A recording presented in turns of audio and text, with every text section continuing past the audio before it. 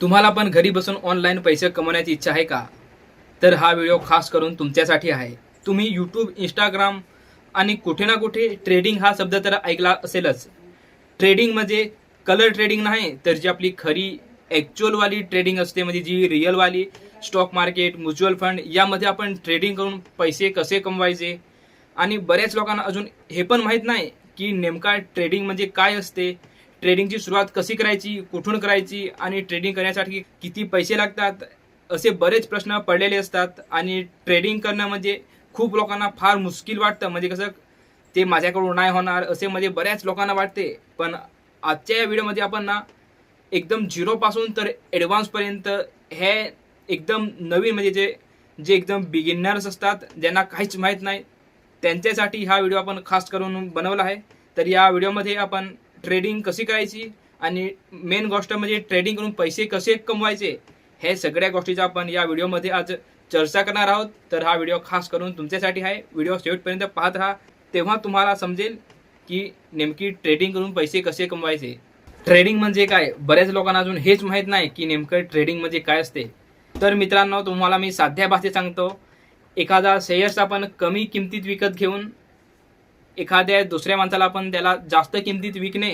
म्हणजे समजा आपण एखादी वस्तू 100 रुपयाला विकत घेतली आणि तीच आपण आपल्या मित्राला 200 रुपयाला विकली. म्हणजे किती? आपण 100 रुपया घेतली आणि आपल्या मित्राला 200 रुपयाला विकली, तर आपल्याला 100 रुपयाचा फायदा होतो. आणि तीच वस्तू आपण जर 100 रुपयाला विकत घेतली आणि आपण 50 रुपयाला विकली, तर आपल्याला किती? 50 रुपयाचा नुकसान होते, म्हणजे तोटा होतो. तर ही जी क्रिया असते ना, त्याला आपण बोलतो ट्रेडिंग. म्हणजे साध्या भाषेत सांगितले तर म्हणजे कसं, आपण एखादी वस्तू विकत घेणे आणि परत विकणे, या क्रियेला आपण बोलतो ट्रेडिंग. मेन महत्त्वाचा प्रश्न म्हणजे ट्रेडिंग करायची कुठे? तर आपण ट्रेडिंग ना ही स्टॉक मार्केटमध्ये करायची असते. आता तुम्हाला मेन प्रश्न पडला असेल की हा नेमका स्टॉक मार्केटमध्ये काय? म्हणजे हा स्टॉक मार्केट नेमका काय असतो? एक प्रकारचा बाजार असतो, म्हणजे जिथे आपण एखादा शेअर्स विकत घेतो आणि परत तिथेच विकतो. म्हणजे समजा आपण सकाळी विकत घेतला आणि संध्याकाळी विकला, तर ह्यालाच आपण बोलतो स्टॉक मार्केट. आणि ही स्टॉक मार्केट म्हणजे कसं, आपण खरेदी विक्रीचं एक प्रकारचं समजा ना, म्हणजे दुकान असतं. तर भारतामध्ये ना हे 2 टायरचे म्हणजे कसं हे मार्केट असतं. म्हणजे एक असतं NSE म्हणजेच नॅशनल स्टॉक एक्सचेंज, आणि दुसरं असतं BSE म्हणजे कसं बॉम्बे स्टॉक एक्सचेंज. म्हणजे यामध्ये कसा जास्त तर फरक नाही असतो. म्हणजे कसं हे म्हणजे समजा ना, एक प्रकारचे म्हणजे 2 बाजार आहेत असं तुम्ही म्हणजे समजून घ्या. म्हणजे 2 दुकान आहेत. म्हणजे आपण ह्या पण दुकानातून विकत घेऊ शकतो आणि त्या पण दुकानातून विकत घेऊ शकतो. म्हणजे पैसे तर जवळपास म्हणजे कसं सारखेच असतात. म्हणजे थोडाफार फरक असतो, पण कसं म्हणजे जास्त फरक राहत नाही. म्हणजे कुठून घ्यायला तरी आपल्याला काही फरक पडत नाही. आपल्याला मेन म्हणजे कसं मकसद असतं, पैसे आपले कसं जास्तीत जास्त कमवता येतील, हाच आपला मेन उद्देश असतो. आता ट्रेडिंग कुठं करायची असते हे तर आपण पाहिलं. आता दुसरी गोष्ट म्हणजे ट्रेडिंग ही आपण 3 प्रकारची असते. म्हणजे किती 3 प्रकारची ट्रेडिंग असते. त्याच्यामध्ये आपण पहिला म्हणजे सांगितला तर इंट्राडे ट्रेडिंग असते. ती म्हणजे कशी, आपण एखादी वस्तू सकाळी विकत घेतली तर त्याला आपण संध्याकाळी विकतो. ह्याला म्हणजे कसं एका दिवसातच म्हणजे आपण सकाळी विकत घ्यायची आणि संध्याकाळी विकायची, ह्याला आपण बोलतो इंट्राडे ट्रेडिंग. यामध्ये ट्रेडिंगचा दुसरा प्रकार आहे तो स्विंग ट्रेडिंग. म्हणजे कसं, आपण एखादी वस्तू आज विकत घेतली तर त्याला आपण 8-10 दिवस थांबवून ठेवतो आणि त्याच्यानंतर त्याला आपण विकतो. आणि यामध्ये तिसरा प्रकार आहे तो लॉंग टाईम इन्व्हेस्टमेंट. म्हणजे कसं, आपण समज आज वस्तू विकत घेतली तर ती आपण 1 वर्ष, 2 वर्ष, 5 महिने, 6 महिने म्हणजे आपल्याला जेवढे वाटले तेवढे आपण त्याला थांबवू शकतो. म्हणजे समजा आपण 1,000 रुपयाला आपण एक वस्तू विकत घेतली, तीच आपण 2 वर्षांनी ती किंमत झाली 5,000, 10,000, त्या वस्तूची किंमत वाढली. म्हणजे ही कसं टाईम खूप जास्त असतो, म्हणजे 1 वर्ष, 2 वर्ष. तर यालाच आपण बोलतो लॉंग टर्म इन्व्हेस्टमेंट. तर हे ट्रेडिंगचे 3 मुख्य प्रकार आहेत. म्हणजे आपण आता ते आपल्यावर असतं, आपण कोणती ट्रेडिंग केली पाहिजे. म्हणजे आपल्याला जर लवकर पैसे पाहिजे असतील तर आपण करतो इंट्राडे ट्रेडिंग, आणि जर थोडा उशिरा पाहिजे असतील तर आपण करतो स्विंग ट्रेडिंग. आणि जर आपल्याला आरामात म्हणजे जेव्हा आपले मन पडेल तेव्हा पैसे पाहिजे असतील तर आपण करतो लॉंग टर्म इन्व्हेस्टमेंट. आता ट्रेडिंग करण्यासाठी कोणकोणत्या गोष्टी लागतात हे तुम्हाला मी सांगतो.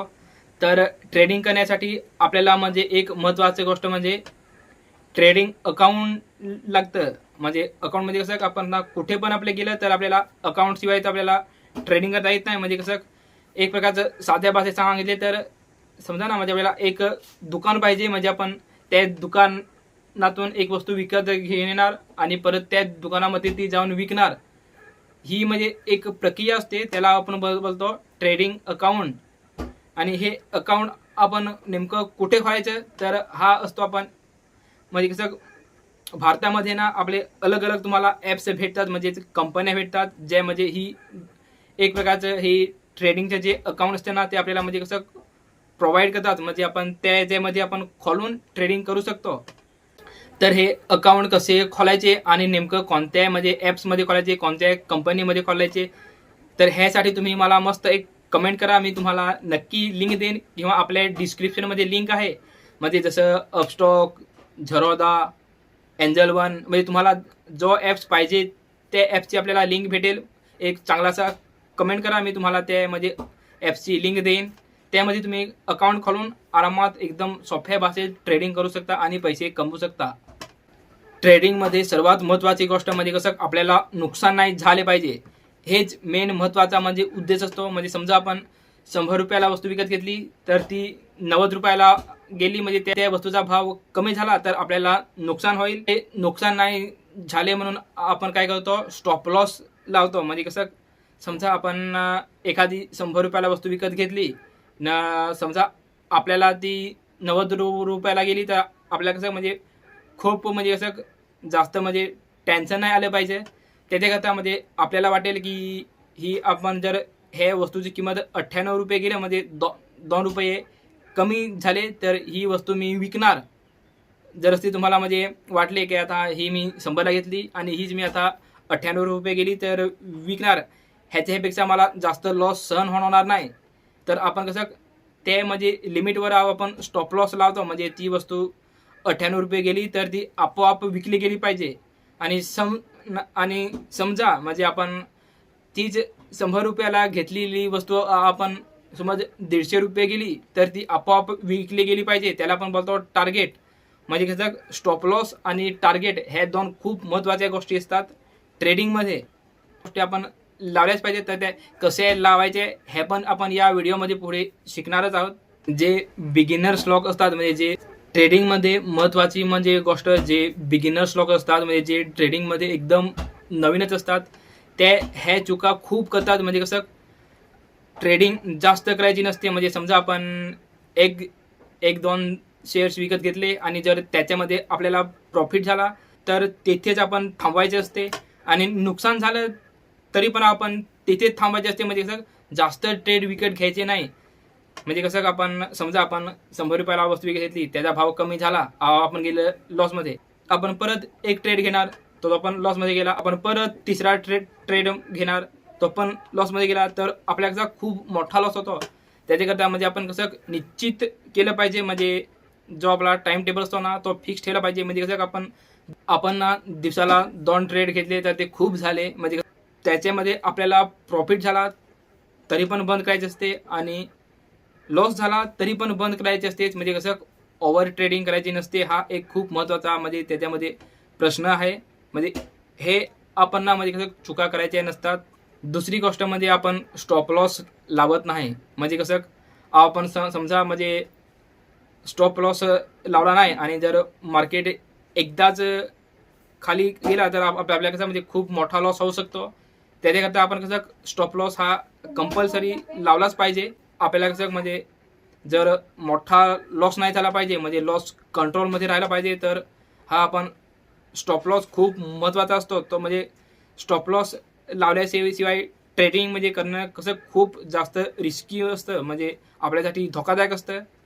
आणि यामध्ये तिसरा पॉईंट म्हणजे कसं आपण कोणाचे टेलिग्राम, व्हॉट्सॲप लिंकवर आपण कसं जे चॅनल असतात ते पाहून आपण ट्रेडिंग करतो, ते पण करायचे नाही. म्हणजे कसं आपले स्वतः शिकायचे आणि आपल्या मनावर ट्रेड करायचे.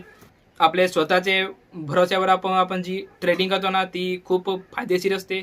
म्हणून हे आपण कसं चुका करायच्या नसतात. पहिली गोष्ट म्हणजे कसं ओव्हर ट्रेडिंग करायची नाही. दुसरा म्हणजे कसं स्टॉप लॉस कंपल्सरी फिक्स म्हणजे कसं लावायचाच, स्टॉप लॉस लावल्याशिवाय ट्रेडिंग करायची नाही. आणि तिसरा म्हणजे कसं दुसऱ्याचे सांगण्यावरून आपण ट्रेडिंग करायची नाही. म्हणजे कसं आता कोणी सांगला काय हा खरेदी कर, काय तो स्टॉक बाय कर, आणि जर त्याच्यामध्ये प्रॉफिट झाला तर त्याला आपण बोलतो काय तो खूप चांगला आहे, आणि परत लॉस झाला तर आपण त्यालाच बोलणार की तो खूप वाईट आहे. म्हणून कसं आपल्या स्वतःच्या जिम्मेदारीवर ही ट्रेडिंग करायची असते. याच्यामध्ये कसा प्रॉफिट पण आहे आणि लॉस पण आहे. तर हे ट्रेडिंगचे बेसिक म्हणजे नॉलेज आहे. जे सुरुवात करणार आहेत त्याने ह्या गोष्टी लक्षात ठेवल्या पाहिजेत. तर आपण ना पुढच्या व्हिडिओमध्ये प्रत्यक्ष प्रॅक्टिकलमध्ये ट्रेडिंग करून पाहणार आहोत. म्हणजे कसं हे आजचे फक्त आपण जे आपले कसे जे बेसिक गोष्टी असतात ते सांगितले, पण याच्या पुढे आपण ना प्रत्यक्ष प्रॅक्टिकलमध्ये करून दाखवून प्रॉफिट होतो की लॉस होतो हे आपण कसं प्रॅक्टिकलमध्ये करून पाहू, तेव्हाच तुम्हाला समजेल. लवकरच आपण पुढच्या व्हिडिओमध्ये भेटू, आणि हा आपण आजचा व्हिडिओ इथेच समाप्त करू.